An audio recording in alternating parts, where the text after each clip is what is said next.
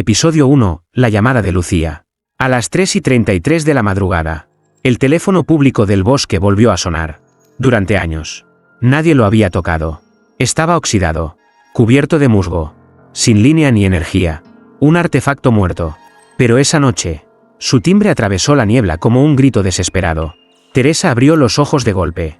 Había dormido en su coche, estacionado justo a la entrada del sendero maldito. Cada año.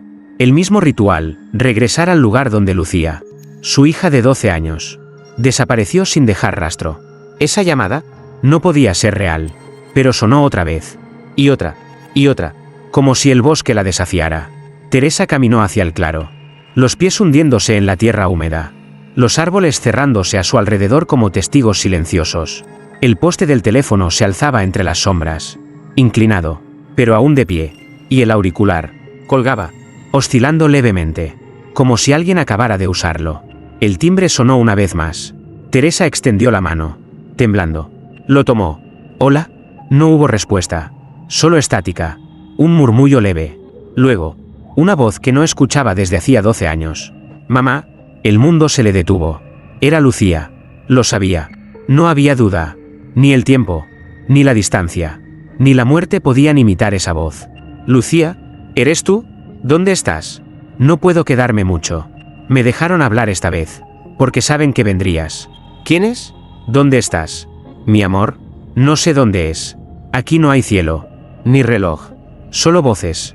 Voces que nunca duermen. Ellos me encontraron cuando me alejé del auto. Me dijeron que querían jugar. Teresa cayó de rodillas, el auricular apretado contra su cara. ¿Te han hecho daño? Me han dividido. Mamá, me han usado para llamar a otros. No soy la única. Aquí hay muchos niños que nadie busca. El aire se volvió más denso. Teresa sintió que algo la observaba desde el bosque. ¿Qué hago? Dime qué hacer. Tienes que romper el teléfono, quemarlo, enterrarlo, lo que sea, pero no dejes que nadie más lo escuche. Cada llamada abre la puerta un poco más. ¿Y si lo destruyo? ¿Qué pasará contigo? Tal vez puede irme, o dejar de sentir. No lo sé, pero si no lo haces, alguien más contestará. Y ellos no quieren una hija. Quieren muchas. El auricular comenzó a calentarse. Un olor a carne quemada surgió del cable. ¿Te quiero? Mamá, gracias por volver. Pero ya no lo hagas más. La llamada se cortó. Teresa no lloró. Se puso de pie. Arrancó el teléfono del poste con una fuerza que no sabía que tenía. Lo golpeó contra el suelo. Una y otra vez. Hasta que se partió. Luego le prendió fuego con gasolina del coche. Observó las llamas consumir el pasado. El miedo. La última conexión con su hija. Nadie volvió a ver a Teresa. Pero al año siguiente, el 14 de mayo, otro niño desapareció cerca del mismo bosque. Y desde entonces, el rumor volvió. Hay un teléfono que suena a las 3:33. Y si lo contestas, escucharás a alguien que conoce. Episodio 2. El mensaje del padre Caicedo. La iglesia de San Miguel Arcángel llevaba años cerrada. Sus puertas, selladas con cadenas oxidadas. Sus vitrales, cubiertos por tablas y olvido. Y sin embargo, esa noche, alguien encendió las velas del altar. El padre Caicedo despertó sudando frío. Había dejado el sacerdocio hace casi una década. Tras un escándalo del que nadie hablaba en voz alta. Lo encontraron en el confesionario, murmurando en un idioma desconocido, con las manos cubiertas de sangre que nunca se pudo identificar. Desde entonces vivía solo, apartado en una casita a las afueras del pueblo, sobreviviendo con pensiones y culpas. Pero esa noche, escuchó sonar su antiguo teléfono fijo, uno que había desconectado hacía años. ¿Quién habla?, preguntó con voz ronca. No hubo respuesta inmediata, solo un eco lejano, como si el sonido viajara desde una caverna profunda. Y entonces, la voz. Padre, yo me confesé con usted hace 13 años. Caicedo se congeló. ¿Quién eres? Usted no me absolvió. Me maldijo.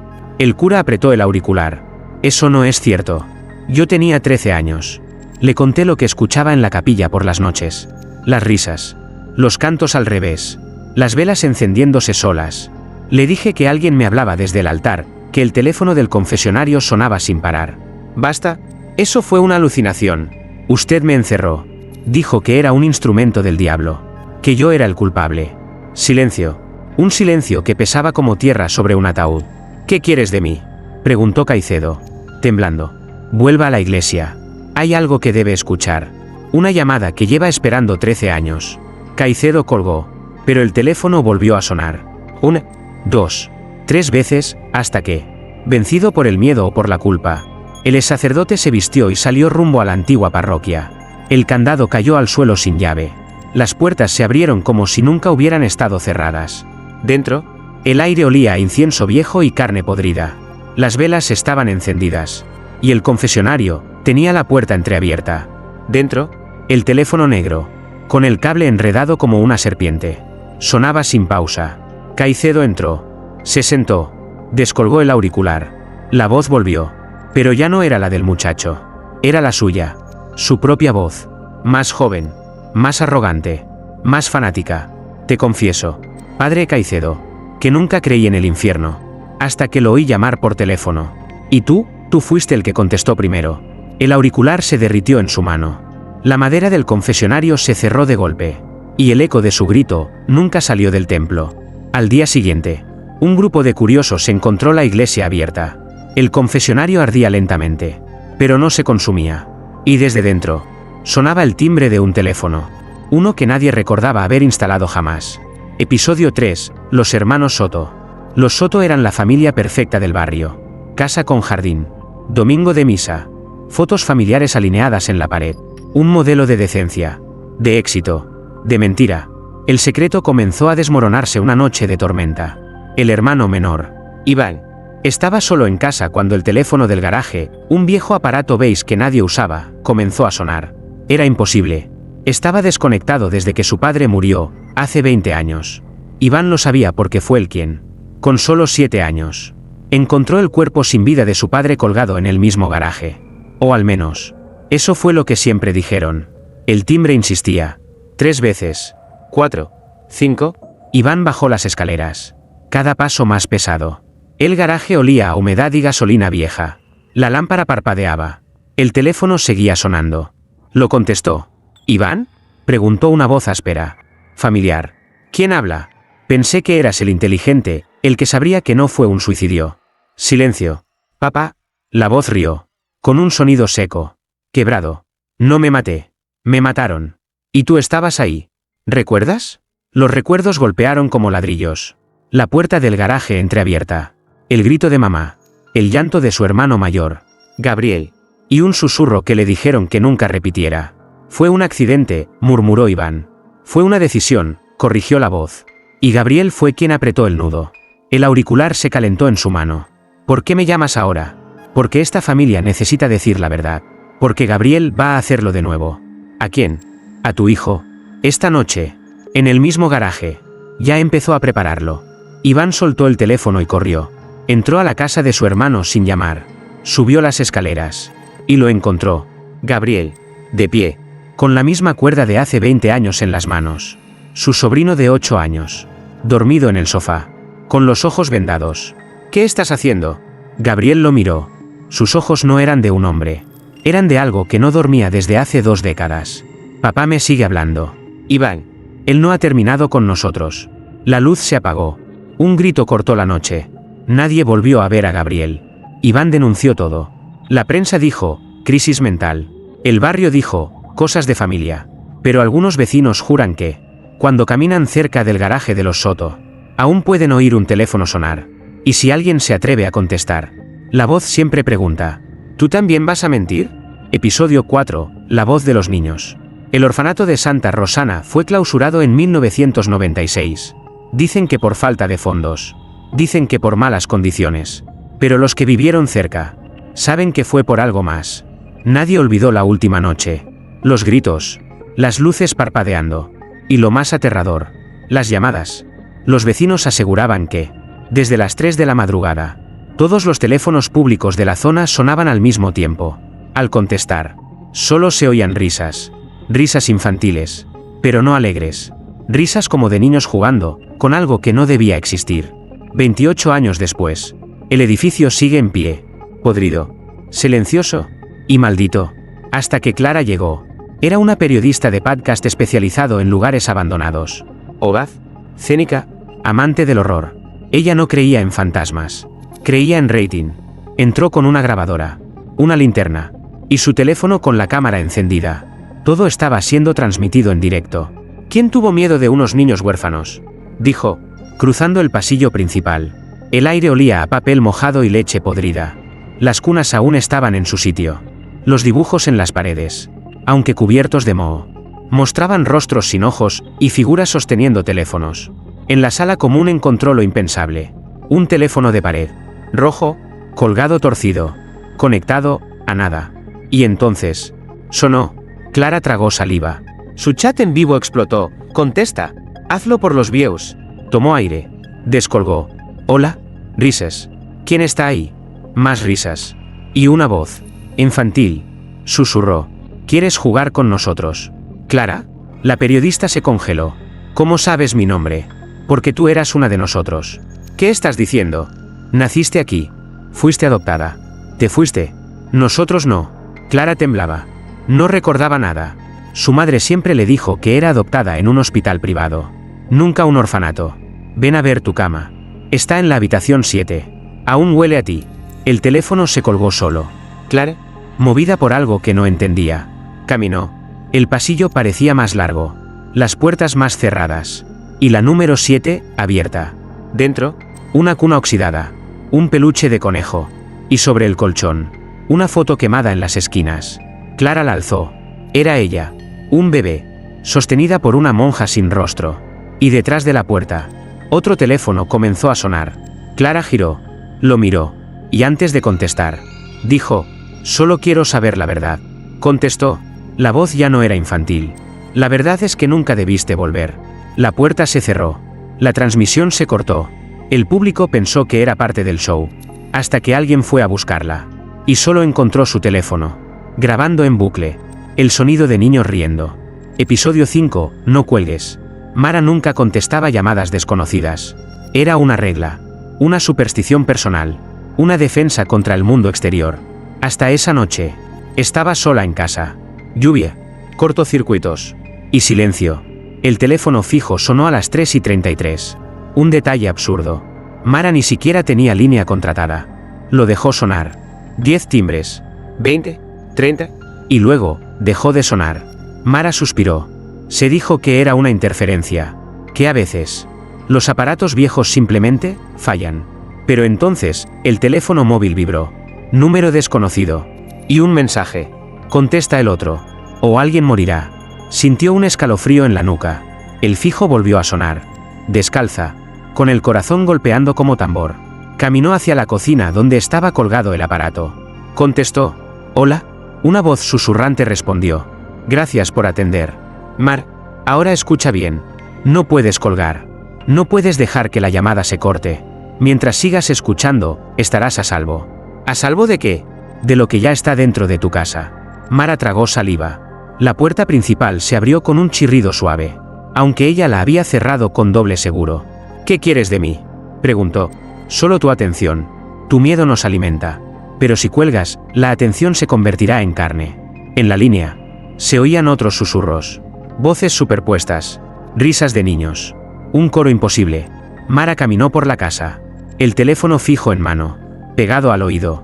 Cada habitación estaba en orden. Hasta que llegó al baño. El espejo estaba empañado. Pero no por vapor. Había algo escrito con dedos invisibles. No mires atrás. Y sin pensarlo, lo hizo. Una figura alta, delgada, de ojos vacíos. Estaba en el pasillo. Gritó. Corrió al cuarto. Se encerró. Seguía en la llamada. ¿Todavía ahí? ¿Mara? Sí. Sigo aquí. Muy bien. Porque si se corta, él podrá entrar. Y una vez dentro, no vuelve a salir. Mara lloraba. ¿Qué eres? Un recuerdo. Una voz olvidada. Una llamada perdida, que por fin fue contestada. Las luces parpadearon. La batería del teléfono móvil bajó al 1%. El fijo comenzó a calentarse. El plástico se derretía lentamente en su mano. ¿Qué hago? Escucha. Solo escucha. Hasta el final. Una voz infantil susurró entonces. Mamá. Era la voz de su hija. La que perdió hace 5 años en un accidente. La que nunca tuvo la oportunidad de decir adiós. ¿Lucía? Estoy sola. Tengo miedo. ¿Puedes quedarte? Siempre.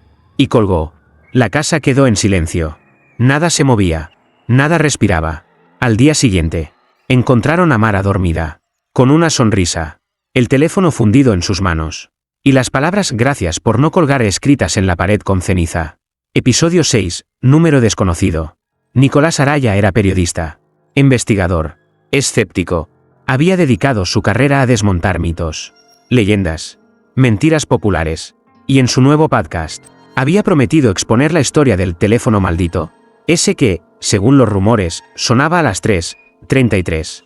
Y que si contestabas, no volvías a ser el mismo. Para Nicolás, era solo otro caso de histeria colectiva. Hasta que, una madrugada, su celular sonó. Número desconocido. Miró el reloj. 3:33. Respondió, sonriendo, dispuesto a grabarlo todo. ¿Quién habla? Hubo un silencio breve. Y luego, una voz idéntica a la suya. Nicolás, escúchame. No hay tiempo. ¿Perdón? Soy tú. Pero dentro de 3 días. Estoy llamando desde el teléfono. Nicolás soltó una risa nerviosa. ¿Esto es una broma? ¿Quién te dio mi voz? ¿Recuerdas la marca en tu hombro derecho? El lunar en forma de cruz. ¿La cicatriz del ojo izquierdo? La caída en bicicleta a los 10 años. Su sonrisa se apagó. Solo alguien que fuera él lo sabría. ¿Qué está pasando? Escúchame con atención, no vayas al orfanato de Santa Rosana. No sigas investigando. No contestes el teléfono rojo. No te acerques al confesionario. ¿Por qué? Porque eso no es un aparato. Es una puerta. ¿Una puerta a qué? A ti, pero vacío. A una versión de ti mismo que no siente culpa. Ni miedo. Una copia hecha de recuerdos muertos. Una voz que aprende lo que necesitas y luego se convierte en ti. No entiendo. Yo tampoco entendí. Por eso estoy aquí. O lo que queda de mí. En la llamada. Se oyó un zumbido eléctrico. Y luego, otra voz, también suya. Pero distorsionada. Como si hablara desde un túnel. Demasiado tarde. Nicolás. ¿Quién eres? Gritó el verdadero Nicolás. Yo soy el que contestó, y no colgó. Y ahora, yo soy tú. La llamada se cortó. Nicolás dejó caer el teléfono. Miró su reflejo en el vidrio de la ventana. Y juró ver, que el reflejo sonreía antes que él. Desde esa noche, el periodista dejó de publicar. Cerró sus redes. Bloqueó a todos sus contactos. Solo dejó un último episodio grabado. Una advertencia sin firma. Sin fecha. Sin música de fondo. Si un día recibes una llamada de ti mismo, no preguntes quién llama. Pregunta quién cuelga. Episodio 7. La llamada sin voz. Hay sonidos que nos asustan. Un grito. Un disparo. Un susurro detrás de la oreja. Pero a veces, lo que más duele es el silencio. Daniel lo aprendió aquella noche, cuando el teléfono de su estudio comenzó a sonar. Un modelo antiguo. Negro. Sin pantalla. Sin identificación de llamada. Un objeto decorativo. O al menos, eso pensaba. Era sábado. 2:46 a.m. Él editaba un cortometraje. Solo, con auriculares puestos. No escuchó el primer timbre. Ni el segundo. Al tercero, se quitó los auriculares. Frunció el ceño. El timbre no venía del celular. Ni de la puerta. Venía del rincón. Del teléfono muerto. Y sonaba como si llevara horas esperando. Daniel, curioso, acercó la mano. Lo alzó. Contestó. ¿Hola? Nada. ¿Quién habla? Nada. Ninguna voz. Ningún ruido. Solo un silencio denso. Tan puro, que parecía tener peso. Como si el vacío respondiera con su propia presencia. Daniel intentó colgar. Pero no pudo. La mano no respondía. Estaba congelado. El auricular pegado a su oído como si hubiera sido clavado a su piel. Trató de hablar. Su voz no salía. Y entonces, vio algo. En la pantalla de su computadora. Su cámara, que nunca activó, mostraba una transmisión en vivo. Era él, sentado, con el teléfono en la oreja. Y detrás de él, una figura sin rostro. Alta, delgada, cubierta de sombra. La figura levantó una mano. Y lentamente, colocó un dedo invisible sobre lo que debía ser su boca. Como pidiendo silencio. Daniel gritó. Pero nadie lo oyó. Porque el grito no salió de su boca. Se quedó atrapado en el teléfono. La transmisión se cortó. Él cayó al suelo, temblando. Cuando despertó, todo estaba igual. Salvo por una cosa. El teléfono seguía colgado. Y al acercarse a él, leyó, grabado con uñas en la base de madera, una frase que no estaba antes. El que escucha en silencio, ya no vuelve a hablar. Esa semana, Daniel desapareció. Pero su computadora siguió subiendo vídeos automáticamente. Cada uno con la misma escena. Un hombre en silencio. Al teléfono. Y una sombra detrás. Cada vez más cerca. Episodio 8, el susurro de la selva. No hay señal en la selva de Tulum. Ni internet. Ni caminos. Ni retorno. Solo árboles que susurran. Raíces que muerden. Y sombras que nunca se mueven, pero cambian de lugar. El equipo de exploradores entró el lunes. 4 investigadores de lo paranormal. Una cámara. 3 linternas. Y un teléfono satelital. El plan era documentar un antiguo altar maya que, según los rumores, había sido sellado por los mismos sacerdotes que lo construyeron. Después de que comenzó a responder por sí solo. A las 3:33 a.m. del segundo día, el teléfono satelital sonó. Lucía, la coordinadora, contestó. Creyó que era la base. Pero no había estática. No había eco. Solo una respiración profunda. Lenta. Como si algo inmenso estuviera al otro lado. No escuchando, sino oliendo. ¿Quién habla?, preguntó Lucía. Una voz seca, rota por el tiempo. Respondió. Ustedes no debieron entrar. Este lugar, recuerda. ¿Quién eres? Soy lo que quedó cuando dejaron de sacrificar.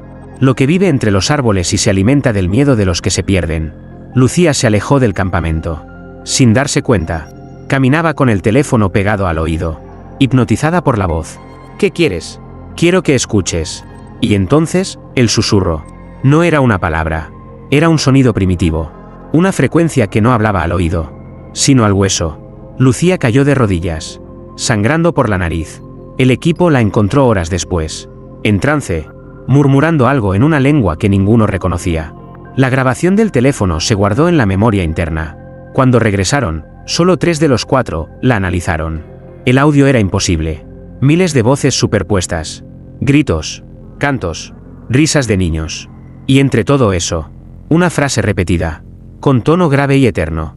El que responde en la selva, nunca regresa con su alma completa. Lucía no volvió a hablar. Pero cada noche, escribe con carbón en las paredes de su cuarto. Y cada mensaje es distinto. Pero siempre termina igual. La selva me sigue llamando. Episodio 9, a las 3:33. ¿Por qué siempre a las 3:33? No a las 3. Ni a las 4. Exactamente, 3:33. Esa pregunta atormentaba a Elisa desde que su hermano desapareció. Un niño tranquilo, soñador, que un día contestó una llamada. Y jamás volvió. Desde entonces, Elisa se obsesionó con el patrón. Casos de desapariciones. Ataques de pánico. Testimonios de voces imposibles. Todos compartían un detalle escalofriante. La hora exacta en la que todo comenzaba. 3:33. Lo investigó todo. Numerología. Mitología. Rituales. Y en un manuscrito olvidado del siglo XVIII, escrito por un monje excomulgado, encontró una frase que le congeló la sangre. A las 3:33. Se abre el espacio entre 2 respiraciones del universo. Una hora sin dueño, donde los vivos no son completamente vivos. Y los muertos aún recuerdan cómo hablar. Elisa viajó hasta un monasterio en ruinas donde, según leyendas locales, las campanas tocaban solas, siempre a esa hora maldita. Entró sola, con una grabadora encendida. Y un teléfono antiguo, rescatado de un anticuario. Esperó en la oscuridad. El silencio era tan profundo que podía oír su propio corazón. Pero justo cuando el reloj marcó las 3:33, la campana sonó. Y el teléfono, también. Elisa tembló, pero contestó. ¿Hola? Una voz respondió con otra pregunta.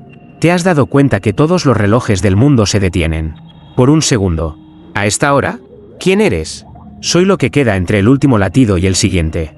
Lo que observa cuando crees estar solo. ¿Por qué 3:33? Porque 3 es número sagrado. Y repetido 3 veces. No es plegaria. Es invocación. ¿Invocación de qué? De ti misma, sin alma. De la versión que nunca rezó. Que nunca lloró. Que solo espera su turno para entrar en tu vida. Elisa intentó colgar. Pero el auricular se pegó a su piel. Su reflejo en el cristal de la capilla comenzó a cambiar. Ya no era ella. Era algo con su cara. Pero vacío, frío y sonriente. ¿Qué quieres? Solo una cosa. Que cada 3:33 alguien escuche. Porque mientras haya oídos, la puerta se mantiene abierta. La línea se cortó. Elisa huyó del lugar. Pero desde esa noche, algo cambió. Todos sus relojes, tanto digitales como analógicos, se detienen cada madrugada. Exactamente a las 3:33. Solo por un segundo. Pero ese segundo es suficiente para escuchar cómo alguien respira. En el otro lado del teléfono. Episodio 10, línea muerta. Hay pérdidas que duelen tanto, que uno haría cualquier cosa por volver a oír esa voz. Aunque sea una vez más. Aunque no venga del lugar correcto. Valeria lo sabía. Desde que su marido, Tomás, murió en un accidente absurdo, una escalera mal colocada, un resbalón, un cuello roto. Su mundo se apagó. Ninguna terapia ayudó. Ningún rezo sirvió. Solo quedaba una cosa, el viejo teléfono de baquelita que él había instalado en el taller. Un aparato desconectado. Sin utilidad, pero que cada noche parecía mirarla. Esperando, tanteando. Hasta que una madrugada, a las 3:33, el teléfono sonó. Valeria no dudó. Contestó como quien se lanza al vacío. ¿Tomás? Silencio. Pero en el silencio, una respiración, un susurro, y una palabra. Hola. Era su voz. Tembló, lloró, sonrió. ¿Dónde estás? ¿Cómo es posible? No lo sé. Solo pude llamarte. ¿Me escuchas bien? Sí, pero no tengo mucho tiempo. Solo, por favor, no trates de llamarme tú. ¿Qué? ¿Por qué? Porque este lado no recibe llamadas. Solo las envía. La línea se cortó. Valeria no durmió. Al amanecer, tomó una decisión, si él había llamado. Ella también podía hacerlo. Buscó tutoriales, rituales, frecuencias antiguas, hasta encontrar un código, una secuencia numérica prohibida, mencionada en foros ocultos como la llamada inversa. Se decía que marcarla desde cualquier línea desconectada habría algo. Esa noche, volvió al taller. Marcó, número por número. El teléfono no tenía tono, pero al finalizar, una risa leve se filtró por el auricular. ¿Tomás? Una voz respondió, pero no era la suya. Gracias por marcar. ¿Quién eres? No soy quien esperabas, pero soy quien te escuchó. El suelo del taller comenzó a crujir. El teléfono se derritió en sus manos. El aire olía a ozono y carne quemada. «Devuélveme a Tomás», gritó. «Él no puede volver. Pero tú puedes cruzar». Las paredes temblaron. Una grieta se abrió en el suelo. No fuego, no llamas. Solo un túnel de estática y voces. Valeria cayó de rodillas, sollozando. Solo quería oírlo otra vez. La voz respondió, suave como un cuchillo. «Y lo hiciste. Pero cada palabra tiene un precio». Desde entonces, el taller está sellado. Las ventanas cubiertas con madera. Y los vecinos aseguran que, algunas noches, el teléfono vuelve a sonar. Y si contestas, la voz al otro lado no te pide ayuda. Solo repite, una y otra vez. No marques. Nunca marques. La línea ya está ocupada. Episodio 11, la operadora. Antes, cuando alguien llamaba a larga distancia, una operadora conectaba la línea. Una voz sin rostro. Una presencia entre puntos y cables. Pero en algún momento, una de ellas nunca colgó. Ese es el rumor entre técnicos antiguos. Entre los que aún trabajan en centrales telefónicas olvidadas. Donde la luz parpadea sin razón y los números giran solos. Esa noche, Julián, ingeniero de telecomunicaciones, fue enviado a inspeccionar una anomalía en la central subterránea de Cuarta Estación. Una estación cerrada desde 1989. Donde todos los paneles seguían activos. Aunque nadie los alimentaba. Al llegar, descendió por un ascensor de metal. La señal del móvil murió al instante. La humedad lo cubría todo. En el pasillo principal, miles de cables colgaban como raíces negras. Y al fondo, un tablero de conexión todavía brillaba, con una única luz roja parpadeante. Julián se acercó. Leyó el número conectado. 333 a 3333. Frunció el ceño. No existía ninguna línea registrada con ese número. Pero la línea estaba viva. Y, sonó. Un viejo teléfono negro comenzó a timbrar. Lentamente. Julián, impulsado por la lógica y por una extraña sensación de déjà vu, contestó. Central Cuarta Estación. ¿Quién llama? Una voz respondió. Pero no era humana. Era mecánica. Fría. Como si hablara desde dentro de un circuito. Operadora número 0. Conexión establecida. Destino, susurro final. ¿Qué? Has sido seleccionado para atender el eco de todas las llamadas perdidas. Has accedido al canal muerto. No he accedido a nada. Tu voz fue grabada. Tus palabras forman parte del sistema. Ahora, eres parte de la red. El tablero comenzó a zumbar. Los cables se movían, como si respiraran. Julián trató de colgar, pero el auricular se había fundido a su mano. La voz continuó. La primera llamada fue hecha hace siglos. Nadie sabe quién la hizo, pero alguien la respondió. Y desde entonces, la conexión no se ha cortado. ¿Qué eres tú? Soy la operadora. La que conecta a los que ya no hablan, con los que aún escuchan. Soy el silencio entre cada palabra. La línea que no olvida. Julián gritó. Y entonces, por todos los altavoces oxidados de la estación, se escucharon voces. Miles. Rogando. Cantando. Recordando. Y entre todas, una le susurró directamente al oído. ¿Tú también vas a contestar, para siempre? Desde ese día, la estación cuarta permanece clausurada. Pero cada 3:33, alguien reporta una interferencia en sus llamadas. Un crujido eléctrico. Una voz sin género que murmura. Operadora número 0, conexión establecida. Episodio 12, el último timbre. A veces, los ecos no se apagan. Solo cambian de forma. La llamada no se corta. Solo espera. Otro oído. Desde distintos puntos del país, se registraron anomalías idénticas. Relojes detenidos a las 3:33. Líneas muertas que volvían a sonar. Voces familiares. En teléfonos desconectados. Y todos los nombres tenían algo en común. Lucía, Padre Caicedo, Iván Soto, Clara, Mar, Nicolás, Valeria, Julián, Elisa. Ninguno había vuelto a ser visto. Pero sus voces seguían apareciendo en grabaciones, transmisiones, incluso sueños. Hasta que una noche, un centro de atención telefónica del gobierno recibió una alerta masiva. 999 líneas activas a la vez. Todas, con el mismo número de origen. 333 a 3333. Una joven operadora, llamada Ana, fue la primera en responder. Central Nacional. ¿Desde dónde llama? Silencio. Luego, una voz múltiple. No una sola persona, sino muchas.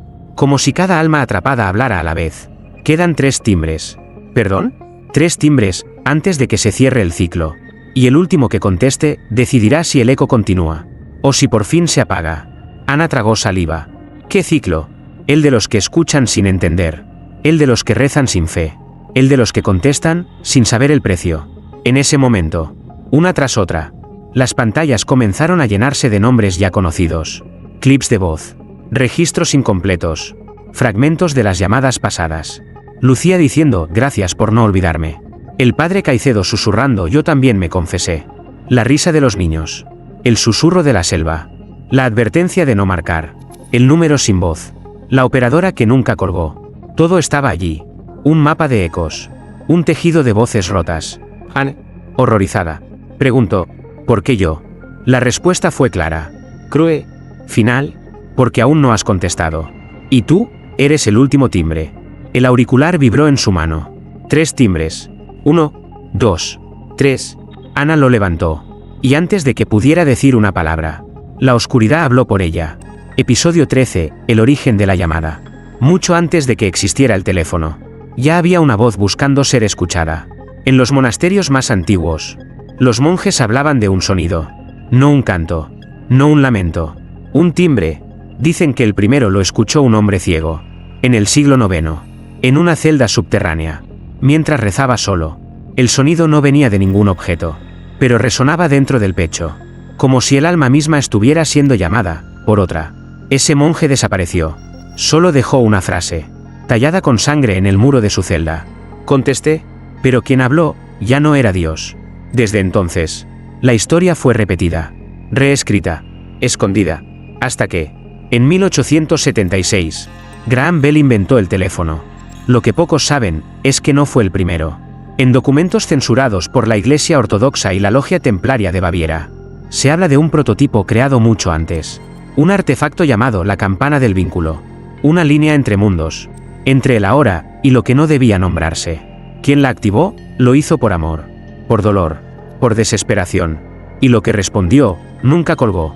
Desde entonces, cada invención del hombre para comunicarse, telégrafo, radio, celular, no ha sido más que una extensión de esa llamada original. Una red tejida no por cables, sino por miedo. Las almas atrapadas no son simples voces. Son ecos que buscan cuerpo. Presencias que perdieron su lugar, y que ahora, viven en el sonido. A las 3:33, cuando el mundo suspira entre 2 respiraciones, la línea se activa, pero no todos la oyen. Solo los rotos, los que lloran solos, los que guardarían silencio si alguien les preguntara, ¿estás bien? Ellos son el canal perfecto. ¿Y tú? qué estás escuchando esta historia ahora mismo? Te habrás preguntado, ¿por qué sientes un escalofrío al sonar el teléfono? Aunque no sea para ti, porque no suena para ti, sino desde ti, porque la primera llamada nunca terminó, y tú podrías ser el siguiente en contestar. Episodio 14, el eco final. Nadie sabe su nombre, solo que vive en un faro apagado, solo que nunca sale, solo que escucha. Algunos lo llaman el último receptor, otros, el guardián del eco, pero él se llama a sí mismo de una sola forma: la pausa. Durante años, recogió grabaciones, archivos de voces sin origen, historias contadas entre interferencias, mensajes que no deberían haber llegado. Él no hablaba, solo transcribía, y en la última libreta que llenó, una encuadernada con cuero humano y ceniza, escribió una sola frase: cuando el eco ya no tenga a quién buscar, me encontrará a mí. Esa noche, a las 3:33, el faro, que no tenía electricidad, se encendió. Una luz blanca, ciega, una señal que no guiaba barcos, sino almas. El teléfono sonó. No uno, todos. Desde las historias anteriores. Desde los aparatos destruidos. Los celulares apagados. Las líneas muertas. Todos timbraron a la vez. Una última vez. Él contestó. La voz al otro lado era todas las voces. Pero también era silencio. ¿Eres tú?, preguntó. Soy lo que quedó cuando se cortaron las oraciones. Lo que habla cuando nadie quiere escuchar.